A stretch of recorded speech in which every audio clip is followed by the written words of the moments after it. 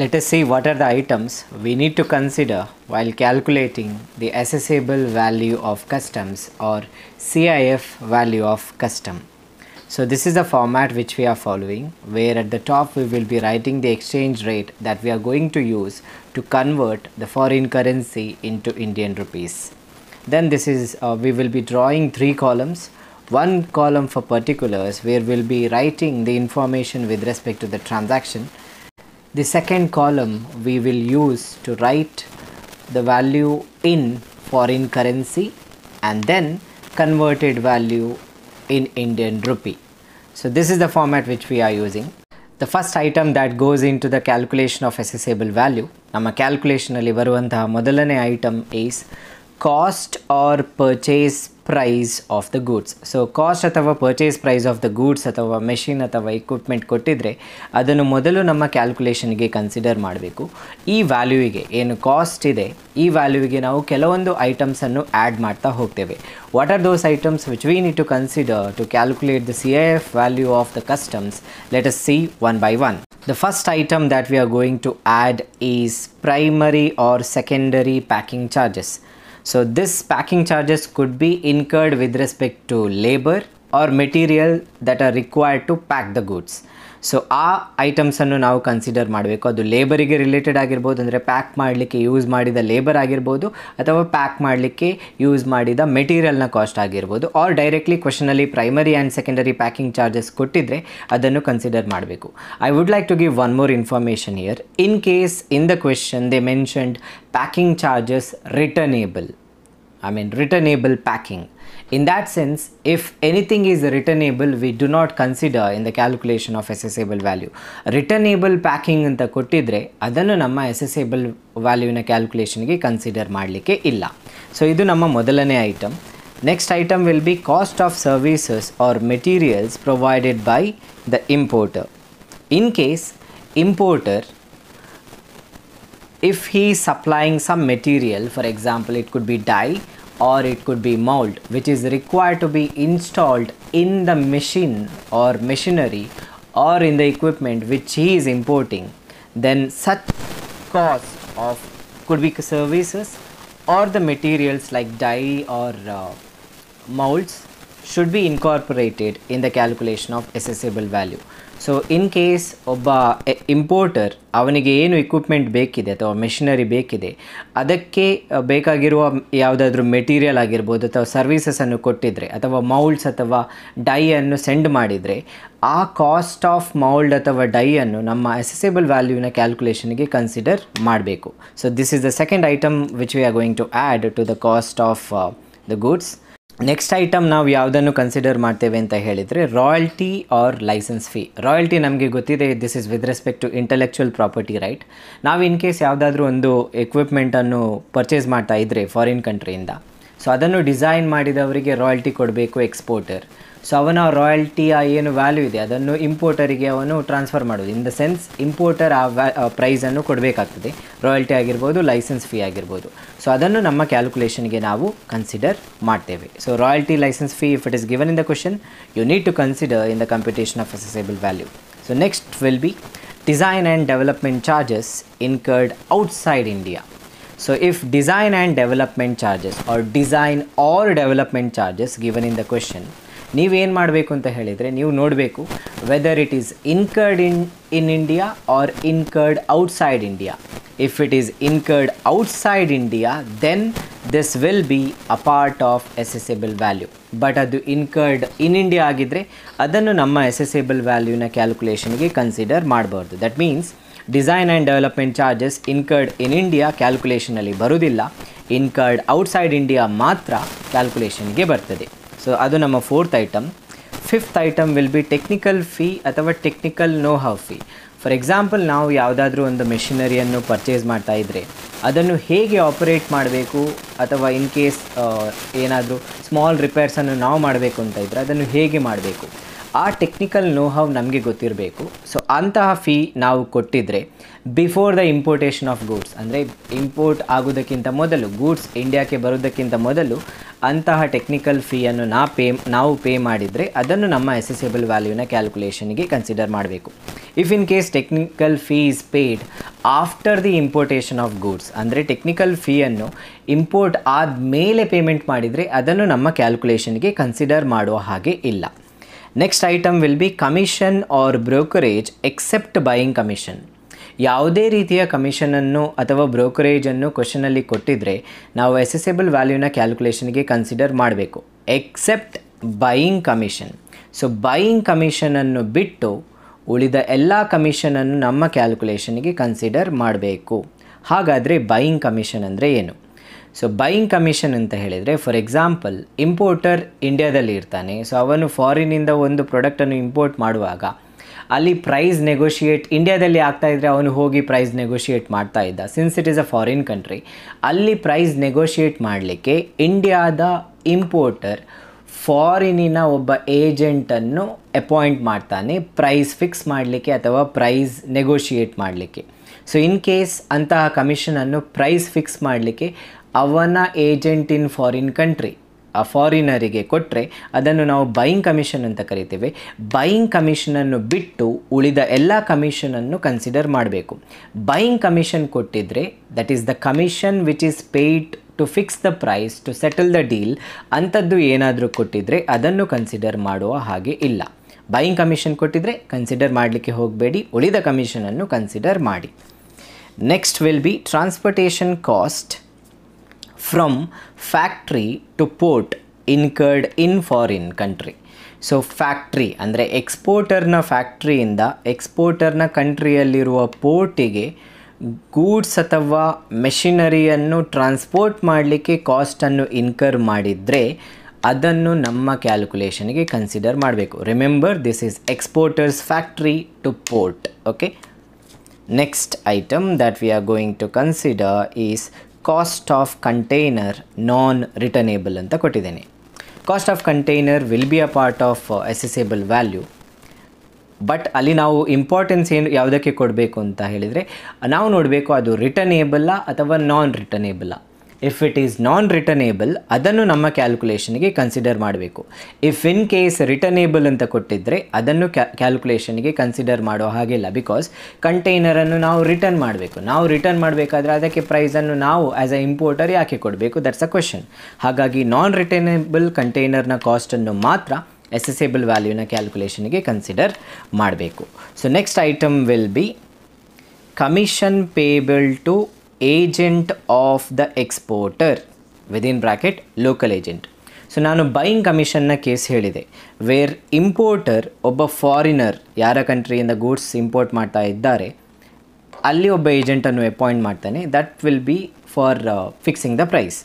ವೆರಾಸ್ ಕೆಲವೊಮ್ಮೆ ಎಕ್ಸ್ಪೋರ್ಟರ್ ಏನು ಮಾಡ್ತಾನೆ, ಇಂಡಿಯಾದಲ್ಲಿ ಒಬ್ಬ ಏಜೆಂಟನ್ನು ಇಂಡಿಯನನ್ನು ಒಬ್ಬ ಏಜೆಂಟಾಗಿ ಅಪಾಯಿಂಟ್ ಮಾಡ್ತಾನೆ. That is to promote his product. ಅವನ ಏನು ಫಾರಿನಲ್ಲಿ ಪ್ರಾಡಕ್ಟ್ ಇದೆ ಅದನ್ನು ಇಂಡಿಯಾದಲ್ಲಿ ಸೇಲ್ ಮಾಡಲಿಕ್ಕೆ ಪ್ರಮೋಷನಿಗೆ ಒಬ್ಬ ಏಜೆಂಟನ್ನು ಅಪಾಯಿಂಟ್ ಮಾಡ್ತಾನೆ. ಅವನಿಗೆ ನಾವು ಲೋಕಲ್ ಏಜೆಂಟ್ ಅಂತ ಕರಿತೇವೆ. ಆ ಲೋಕಲ್ ಏಜೆಂಟಿಗೆ ಕಮಿಷನನ್ನು ಕೊಟ್ಟಿದ್ದರೆ ಅದನ್ನು ನಮ್ಮ ಕ್ಯಾಲ್ಕುಲೇಷನ್ಗೆ ಕನ್ಸಿಡರ್ ಮಾಡಬೇಕು. ಇದು ಯಾವಾಗ ಇಲ್ಲಿ ನಮ್ಮ ಕ್ಯಾಲ್ಕುಲೇಷನ್ಗೆ ಬರ್ತದೆ ಅಂತ ಹೇಳಿದರೆ, ಯಾವಾಗ ಲೋಕಲ್ ಏಜೆಂಟ್ಸ್ ಕಮಿಷನ್ ಅಥವಾ commission payable to agent of the exporter ಅಮೌಂಟಲ್ಲಿ ಕೊಟ್ಟಿದ್ದರೆ, ಇನ್ ರುಪೀಸಲ್ಲಿ ಕೊಟ್ಟಿದ್ದರೆ ಅಥವಾ ಇನ್ ಫಾರಿನ್ ಕರೆನ್ಸಿಯಲ್ಲಿ ಕೊಟ್ಟಿದ್ದರೆ ಅದನ್ನು ಇಲ್ಲಿ ಕನ್ಸಿಡರ್ ಮಾಡಬೇಕು. ಅದೇ ಲೋಕಲ್ ಏಜೆಂಟ್ ಕಮಿಷನನ್ನು ಪರ್ಸೆಂಟೇಜಲ್ಲಿ ಕೊಟ್ಟಿದ್ದರೆ ಮುಂದೆ ಹೇಳ್ತೇನೆ ಏನು ಮಾಡಬೇಕು ಅಂತ. So local agents commission we have to consider. Next item will be cost of spare parts and accessories. In case importer ಏನಾದರೂ cost of exporter spare parts ಮತ್ತು ಆಕ್ಸೆಸರೀಸನ್ನು ಮೆಷಿನರಿಯೊಂದಿಗೆ ಸೆಂಡ್ ಮಾಡಿದರೆ, ಆ ಮೆಷಿನರಿಯನ್ನು ಯೂಸ್ ಮಾಡಲಿಕ್ಕೆ ಅಂತಹ ಸ್ಪೇರ್ ಪಾರ್ಟ್ಸ್ ಅಥವಾ ಆಕ್ಸೆಸರೀಸ್ ಬೇಕಾಗಿರ್ಬೋದು.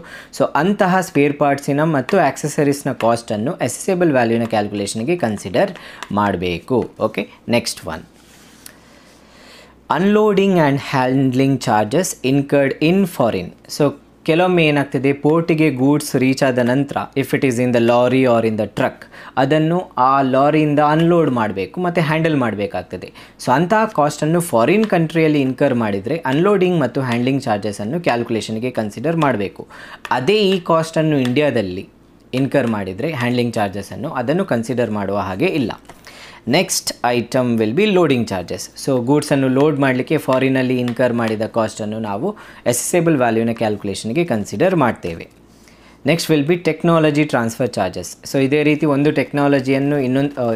ಟೆಕ್ನಾಲಜಿಯನ್ನು ಇನ್ನೊಂದು ಕಂಟ್ರಿಗೆ ಟ್ರಾನ್ಸ್ಫರ್ ಮಾಡುವಾಗ ಟೆಕ್ನಾಲಜಿ ಟ್ರಾನ್ಸ್ಫರ್ ಚಾರ್ಜಸನ್ನು ಕೊಡಬೇಕಾಗ್ತದೆ. ಅದನ್ನು ನಮ್ಮ ಅಸೆಸೇಬಲ್ ವ್ಯಾಲ್ಯೂನ ಕಂಪ್ಯೂಟೇಷನ್ಗೆ ಕನ್ಸಿಡರ್ ಮಾಡಬೇಕು. So next item will be share to supplier in the sales. In case ಒಬ್ಬ ಇಂಪೋರ್ಟರ್ ಫಾರಿನ್ ಕಂಟ್ರಿಯಿಂದ ಒಬ್ಬ ಎಕ್ಸ್ಪೋರ್ಟರಿಂದ ಗೂಡ್ಸನ್ನು ಅಥವಾ ಯಾವುದೋ ಒಂದು ಪ್ರಾಡಕ್ಟನ್ನು ಅಥವಾ ಮೆಷಿನನ್ನು ಇಂಪೋರ್ಟ್ ಮಾಡಿದ್ದಾನೆ. ಆ ಮೆಷಿನ್ ಅಥವಾ ಪ್ರಾಡಕ್ಟನ್ನು ಅಥವಾ ಗೂಡ್ಸನ್ನು ಇಂಡಿಯಾದಲ್ಲಿ ಫರ್ದರ್ ಸೇಲಿಗೆ ಅಥವಾ ರೀಸೇಲಿಗೆ ಯೂಸ್ ಮಾಡಿದರೆ ಅದರಲ್ಲಿ ಏನಾದರೂ ಕಮಿಷನ್, ಅದರಲ್ಲಿ ಒಂದು ಪಾರ್ಟನ್ನು ಏನು ಸೇಲ್ ಮಾಡಿದಾಗ ಬಂದಂತಹ ಸೇಲ್ಸ್ ರೆವೆನ್ಯೂನ ಒಂದು ಪಾರ್ಟನ್ನು ಎಕ್ಸ್ಪೋರ್ಟರಿಗೆ ಇಂಪೋರ್ಟರ್ ಪೇ ಮಾಡಿದರೆ ಎಷ್ಟು ಪೇ ಮಾಡಿದ್ದಾನೆ ಅದನ್ನು ಅಸೆಸೇಬಲ್ ವ್ಯಾಲ್ಯೂನ ಕ್ಯಾಲ್ಕುಲೇಷನ್ಗೆ ಕನ್ಸಿಡರ್ ಮಾಡಬೇಕು. Share to supplier in the sense exporter, share to exporter in the sales should be added in the computation of assessable value.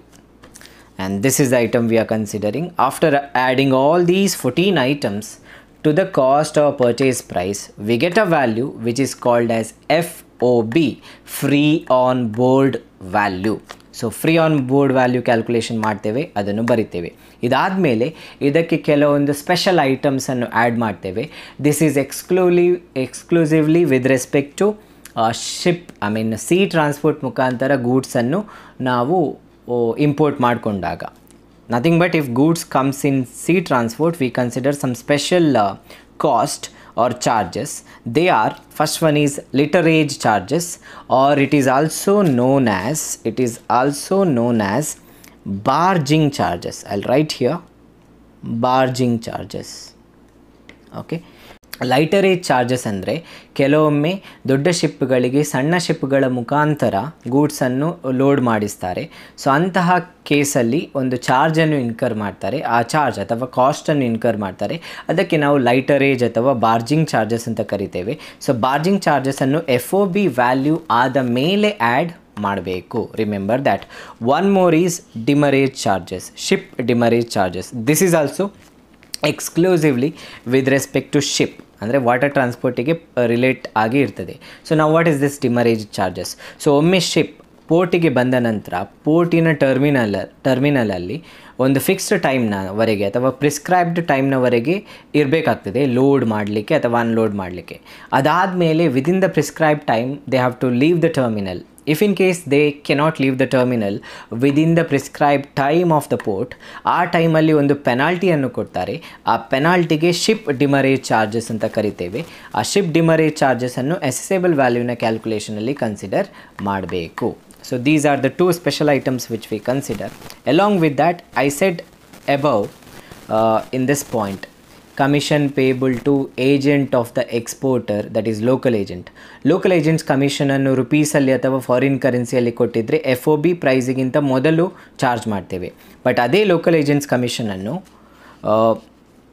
In percentage ಕೊಟ್ಟಿದ್ದರೆ ಯೂಶ್ವಲಿ ಅದನ್ನು FOB ವ್ಯಾಲ್ಯೂನ ಮೇಲೆ ಚಾರ್ಜ್ ಮಾಡ್ತೇವೆ. ಹಾಗಾಗಿ FOB ವ್ಯಾಲ್ಯೂ ಕ್ಯಾಲ್ಕುಲೇಷನ್ ಆದ ಮೇಲೇ ನಾವು local agents ಕಮಿಷನನ್ನು charge ಮಾಡಬೇಕು if it is given as a percentage of FOB price. Okay, so ಈ ರೀತಿಯ ಅಡ್ಜಸ್ಟ್ಮೆಂಟ್ ಕೂಡ ನಿಮ್ಮ ಕ್ಯಾಲ್ಕುಲೇಷನಲ್ಲಿ ಮಾಡಬೇಕು. ನೆಕ್ಸ್ಟ್ ಡಿಸ್ಕಸ್ ಮಾಡ್ತಾ ಇರುವ ಐಟಮ್ಸ್ ಟ್ರಾನ್ಸ್ಪೋರ್ಟೇಷನ್ ಕಾಸ್ಟ್ ಅಥವಾ ಫ್ರೈಟ್. ಸೊ ಇದು ಒಮ್ಮೆ ಫಾರಿನಿನ ಪೋರ್ಟಿಗೆ, it could be airport or sea port, ಅಲ್ಲಿಗೆ ಗೂಡ್ಸ್ ಬಂದಾದ ನಂತರ ಆ ಪೋರ್ಟಿನ ಮುಖಾಂತರ ಇದರ್ ಶಿಪ್ಪಲ್ಲಿ ಅಥವಾ ಏರೋಪ್ಲೇನಲ್ಲಿ ನಮ್ಮ ಕಂಟ್ರಿಗೆ ಗೂಡ್ಸನ್ನು ಟ್ರಾನ್ಸ್ಪೋರ್ಟ್ ಮಾಡ್ತಾರೆ. ಅಂತಹ ಕಾಸ್ಟನ್ನು ನಾವು ಇಲ್ಲಿ ಆ್ಯಡ್ ಮಾಡ್ತೇವೆ. ಅದು FOB ಪ್ರೈಸ್ ಆದಮೇಲೆ ಆ ಸ್ಪೆಷಲ್ 3 ಐಟಮ್ ಏನಿದೆ, ಡಿಮರೇಜ್ ಚಾರ್ಜಸ್, ಲೈಟರೇಜ್ ಚಾರ್ಜಸ್ ಮತ್ತು ಲೋಕಲ್ ಏಜೆಂಟ್ಸ್ ಕಮಿಷನನ್ನು ಆ್ಯಡ್ ಮಾಡಿದ ನಂತರ ಆ್ಯಡ್ ಮಾಡುವಂಥದ್ದು ಟ್ರಾನ್ಸ್ಪೋರ್ಟೇಷನ್ ಆರ್ ಫ್ರೈಟ್. ಇಲ್ಲಿ ನಾವು ಈ ಚಾರ್ಜಸ್ ಏನಿದೆ ಟ್ರಾನ್ಸ್ಪೋರ್ಟೇಷನ್ ಅಥವಾ ಫ್ರೈಟನ್ನು ಅದು ಕ್ವೆಶ್ಚನಲ್ಲಿ ಕೊಡದೇ ಇರಲಿ ಆ್ಯಡ್ ಮಾಡಲಿಕ್ಕೆ ಇದೆ. ಸೊ ಫಸ್ಟ್ ನಾವು ಸ್ಪೆಷಲ್ ಇಂಪಾರ್ಟೆನ್ಸ್ ಯಾವ ಮೋಡ್ ಆಫ್ ಟ್ರಾನ್ಸ್ಪೋರ್ಟೇಷನ್ ಅದಕ್ಕೆ ಕೊಡ್ತೇವೆ. In case if the goods are transported to India either through land, that is through road or railway transport, or sea transport, in that case we should see value ಕೊಟ್ಟಿದ್ದಾರಾ ಇಲ್ವಾ ಅಂತ, transportation charges ಕೊಟ್ಟಿದ್ದಾರಾ ಇಲ್ವಾ ಅಂತ ನೋಡಬೇಕು. If it is given in the question, directly ಏನು amount ಕೊಟ್ಟಿರ್ತಾರೆ, actual cost ಏನು ಕೊಟ್ಟಿರ್ತಾರೆ ಅದು ಕ್ವೆಶನಲ್ಲಿ ಕೊಟ್ಟಿದ್ದರೆ ಅದನ್ನೇ ಡೈರೆಕ್ಟ್ಲಿ ಚಾರ್ಜ್ ಮಾಡುವಂಥದ್ದು. ಇನ್ ಕೇಸ್ ಕ್ವೆಶ್ಚನಲ್ಲಿ ಆ್ಯಕ್ಚುಯಲ್ ಟ್ರಾನ್ಸ್ಪೋರ್ಟೇಷನ್ ಕಾಸ್ಟ್ ಕೊಡದಿದ್ದರೆ, ಕಾಸ್ಟ್ ಆಫ್ ಟ್ರಾನ್ಸ್ಪೋರ್ಟೇಷನ್ ಅಥವಾ ಫ್ರೈಟ್ ಕೊಡದಿದ್ದರೆ, ಆಗ ನಾವೇನು ಮಾಡಬೇಕು ಅಂತ ಹೇಳಿದರೆ ಚಾರ್ಜ್ ಮಾಡಲೇಬೇಕು ಇದನ್ನು. ಸೊ ಅದನ್ನು ಚಾರ್ಜ್ ಮಾಡಲಿಕ್ಕೆ we use a fixed percentage, that is 20% of FOB price. So in case ಕ್ವೆಶ್ಚನಲ್ಲಿ ಕೊಡದಿದ್ದರೆ ಆ್ಯಕ್ಚುಯಲ್ ಕಾಸ್ಟ್ ಆಫ್ ಟ್ರಾನ್ಸ್ಪೋರ್ಟೇಷನ್, ಆ ಟೈಮಲ್ಲಿ ನಾವು 20% ಆಫ್ FOB ಪ್ರೈಸನ್ನು ಟ್ರಾನ್ಸ್ಪೋರ್ಟೇಷನ್ ಅಥವಾ ಫ್ರೈಟ್ ಅಂತ ಚಾರ್ಜ್ ಮಾಡ್ತೇವೆ. You should remember this. Okay, ಇದಾದಮೇಲೆ this is in case of sea transport ಅಥವಾ land transport. But in case ಗೂಡ್ಸನ್ನು ಸಪ್ಲೈ ಮಾಡಿರೋದು ಎ ಟ್ರಾನ್ಸ್ಪೋರ್ಟಲ್ಲಿ ಆಗಿದ್ದರೆ, in that case we use a special condition to decide what is the amount of transportation charges or freight we should add to assessable value. So what we do is we take the actual cost which is given in the question. We compare that with 20% of FOB price. In these two prices, whichever is less, ಅಂದರೆ ಯಾವುದು ಕಡಿಮೆ ಅದನ್ನು ನಾವು charge ಮಾಡ್ತೇವೆ accessible ವ್ಯಾಲ್ಯೂನ ಕ್ಯಾಲ್ಕುಲೇಷನ್ನಿಗೆ. So ಟ್ರಾನ್ಸ್ಪೋರ್ಟೇಷನಿಗೆ ಬಂದಾಗ see which mode of transport it is. If it is sea transport ಅಥವಾ land transport, in case ಕ್ವೆಶ್ಚನಲ್ಲಿ ಡೈರೆಕ್ಟ್ಲಿ ಟ್ರಾನ್ಸ್ಪೋರ್ಟೇಷನ್ ಕಾಸ್ಟ್ ಕೊಟ್ಟಿದ್ದರೆ ಅದನ್ನು ಡೈರೆಕ್ಟ್ಲಿ ಚಾರ್ಜ್ ಮಾಡೋದು, ಕೊಡದಿದ್ದರೆ 20% ಆಫ್ FOB ಪ್ರೈಸ್ ಹಾಕಿ ಅದನ್ನು ಚಾರ್ಜ್ ಮಾಡೋದು.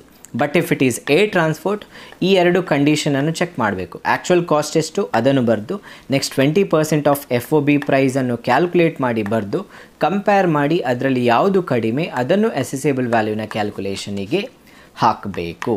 ಓಕೆ, ಸೊ ಇದು transportation cost. After adding transportation or freight charges to FOB price, we get a special price called C&F price, nothing but cost and freight price. Okay, after this we add the last item, that is with respect to insurance, cost of insurance or insurance premium. C transport agidre that is marine insurance, if it is A transport, A transit insurance. So ಅದನ್ನು ನಾವು add ಮಾಡಬೇಕು. So ಅದನ್ನು ಹೇಗೆ add ಮಾಡ್ತೇವೆ? In case ಆ insurance premium ಕ್ವೆಶ್ಚನಲ್ಲಿ ಕೊಟ್ಟಿದ್ದರೆ, cost of insurance ಕ್ವೆಶ್ಚನಲ್ಲಿ ಕೊಟ್ಟಿದ್ದರೆ ಕೊಟ್ಟ ಅಮೌಂಟನ್ನು ಡೈರೆಕ್ಟ್ಲಿ ನಾವು ಚಾರ್ಜ್ ಮಾಡ್ತೇವೆ. ಬಟ್ ಇನ್ ಕೇಸ್ ಕ್ವೆಶ್ಚನಲ್ಲಿ ಮರೈನ್ ಇನ್ಶೂರೆನ್ಸ್ ಅಥವಾ ಕಾಸ್ಟ್ ಆಫ್ ಇನ್ಶೂರೆನ್ಸ್ನ ಇನ್ಫಾರ್ಮೇಷನ್ ಸೈಲೆಂಟ್ ಆಗಿದ್ದರೆ, ಅಂದರೆ ಕೊಡದಿದ್ದರೆ, what we do is we again charge a fixed percentage on FOB price, and that percentage is 1.125% of FOB price. So if it is not given in the question, cost of insurance, if it is not given in the question, we charge 1.125% of FOB price as insurance. Remember this, these two items, given or not given, we have to consider. Okay, so we charge the item. So after adding cost of insurance to C&F, we get the final price, that is assessable value or CIF, cost insurance freight price of customs. So this is how you need to calculate the value of assessable value of customs or CIF price of customs.